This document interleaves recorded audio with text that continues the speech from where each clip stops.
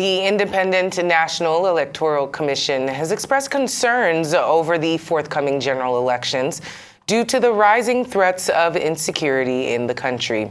It warned that the forthcoming polls face the threat of cancellation if the level of insecurity across the country continues. This was at the Inter-Party Advisory Council, and they alleged that some state governors were using touts to intimidate their opponents and destroy campaign materials of opposition parties. The commission also warned that a cancellation or postponement of elections in insufficient constituencies due to the prevailing security situation in the areas may not only hinder the declaration of election results, but also precipitate a constitutional crisis. Well, to discuss this development with us is security analyst Dr. Roy Okidievbie. Good to have you on Newsday today with us, Dr. Roy. Thank you for joining the conversation. Thank you. It's always an opportunity. Well, just as the intro said, with increasing security attacks, INEC is preparing for the unfortunate situation if there is cancellation or a postponement of the elections. What would that constitute? Is this a real fear? And what are security forces doing in order to mitigate such a situation? Do you envisage such happening? Well, thank you very much for this opportunity. You see, one thing we need to understand is that there is crime mapping going on already, and all of the flashpoints are supposedly to be addressed. And we will agree that most of the areas that we have our security agencies at the front lines in the northeast and in the eastern part of the country, they are trying to create stability and confidence in the minds of Nigerians. But we are still out of the ball because we are not actually creating opportunities for consequences and judicial penalties. So all the people that have been arrested that are seen to be propagating the mindset of Nigerians against coming out to vote in a free and fair election. Now, Dr. Roy, we'll recall that a similar scenario played out in 2015 when the then President, Goodluck Jonathan, actually postponed the elections by a couple of weeks to enable the military tighten its war on terror. Would you say that we've learned any lessons from then till now so as to prevent a repeat? Or what would you say we've learned that will serve us well in 2023?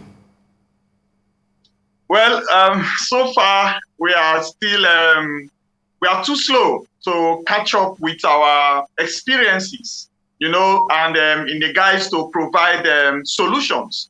And we have seen situations where certain things have played out, and then we are supposed to create deterrence measures for such situations. Let's look at the introduction of the beavers for an example. The introduction of the beavers supposed to show us the idea of kicking against ballot box snatching. So if I vote immediately, the vote is being counted in the cloud. And if we look at the current police introduction of seminars and training sessions, I personally have been involved in 2 training sessions of the police personnel that are going to be deployed. And I think that the orientation that they are being given is to provide a free and fair playing field for all party delegates and representatives. I would like to look at the non-possibilities. One of it is the current lack of cohesion between the security agencies and the communities. I think that we need to build more cohesion where the local security system will work with the government security system and create a free and fair atmosphere. And speaking of that free and fair atmosphere, Dr. Roy, you're aware that there have been issues around the country concerning PVC collection. Now, there have been many issues from people not, from INEC officials not being there on time or them closing early, these kinds of situations that occur. Speaking of the preparations that the police and the military have made, in such a case, these individuals feel as though they might be disenfranchised or are not being given a fair shot at exercising their civic duty. And honestly, they would be upset and hopefully not, but they might start protesting and getting a little bit out of hand. Are there also provisions for these types of situations? What kind of preparations have you been privy to that you could share with us without disclosing any national security secrets? Okay, thank you very much. I know about our code and ethics of speaking out and some of these things. Now, for myself, let me use myself as an example. I have gotten my PVC, and it took me going around and meeting with the proper INEC staffs and insisting that I have to get my PVC. But to be fair to INEC also, there are some locations where people have not also shown up to collect their PVCs. So it's a both way situation, and I put the ball on the table of the National Orientation Agency. It needs to do more. It needs to do more sensitization. INEC needs to collaborate more with communities, with local government and councils to create this awareness. Even our religious centers, the churches, the mosques, where people gather, this kind of awareness, shopping malls must be heightened so that when you don't get your PVC and you did not create the avenue for government to address the challenges that you have, then coming out to protest will not look very feasible. But definitely we are going to have pockets of protest, and I'm sure that the police are hearing this and will begin to put themselves together. Now, INEC's warning that the election could be postponed due to threats of insecurity comes just as the Inter-Party Advisory Council is alleging that some state governors are using touts to intimidate their opponents and destroy campaign materials of opposition parties. Now, how do we tackle this so that this does not snowball into violence on election day? Well, our judiciary is where I am getting my grounds, okay? Our judiciary over the years have witnessed, have been involved in settling disputes of political malpractices and political violence. And I'm sure that there are so many laws in place to be able to address political violence and malpractices. So if we begin to showcase cases that have been reported, persons that have been arrested, and consequences delivered. If we begin to give opportunities to wonderful media houses like you to showcase these judicial processes, I'm sure that it will serve as a deterrent.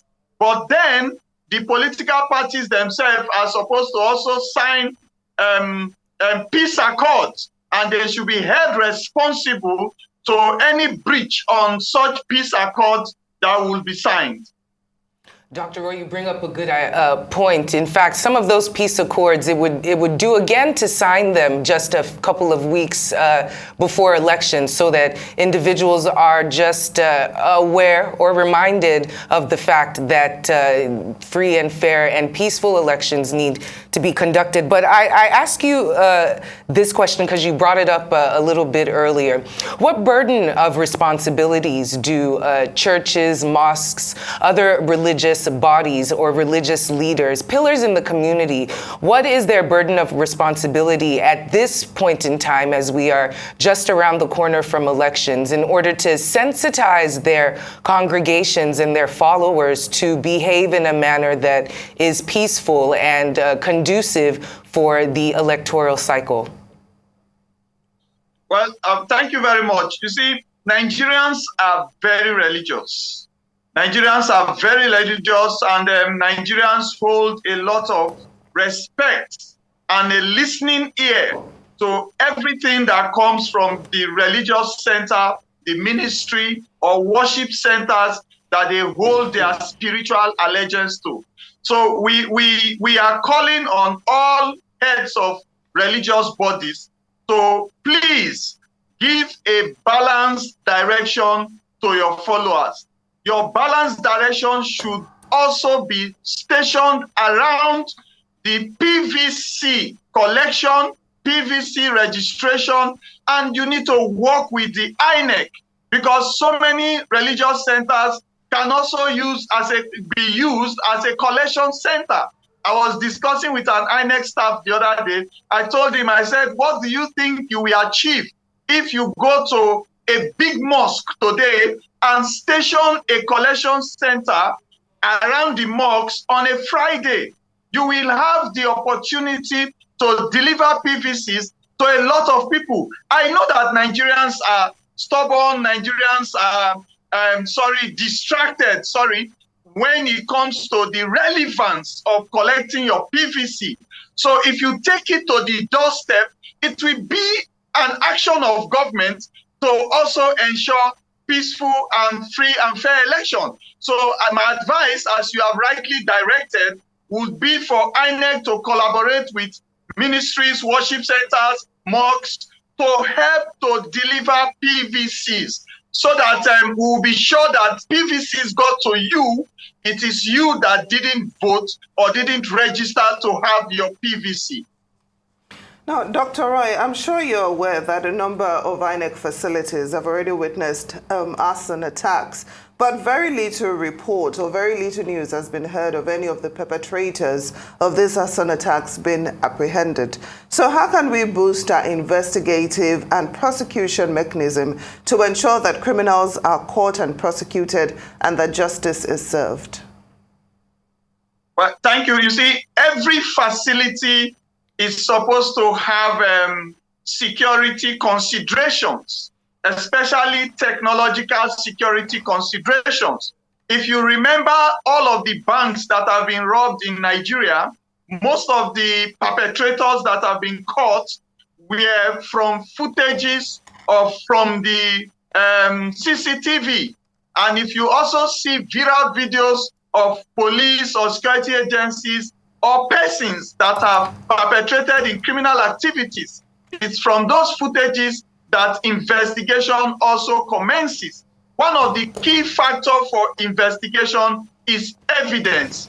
The second key factor is intelligence, and especially actionable intelligence. So I will advise INEC to review the structure of their facilities. Some of those, their personnel, it does not take much for them to have a body cam, a concealed body cam. Even with a solar system, a camera can be placed there that can have remote view, even from the INEC headquarters. You know, security agencies can review what is happening around every polling center and have a real-time video documentation of what is happening there.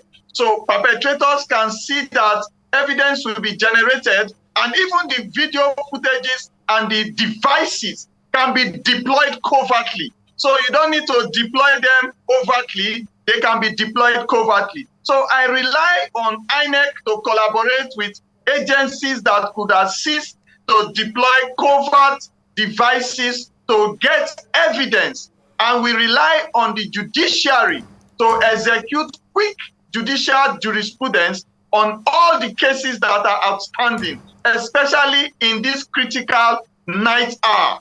This will also serve as a deterrent.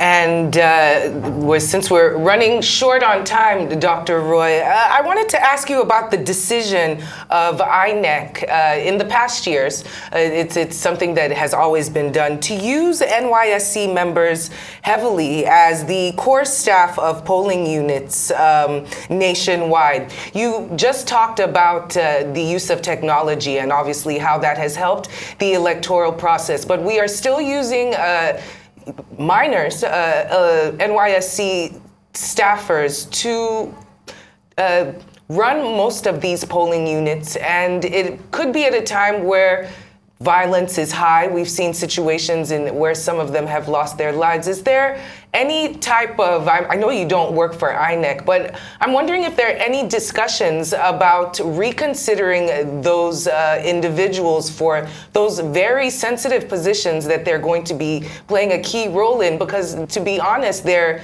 not adults, they're NYSC university graduates, and they're really being put in the proverbial line of fire. What is your take on that? We have projected solutions many times. An NYSC personnel is posted to a neutral zone where they don't have basic local knowledge.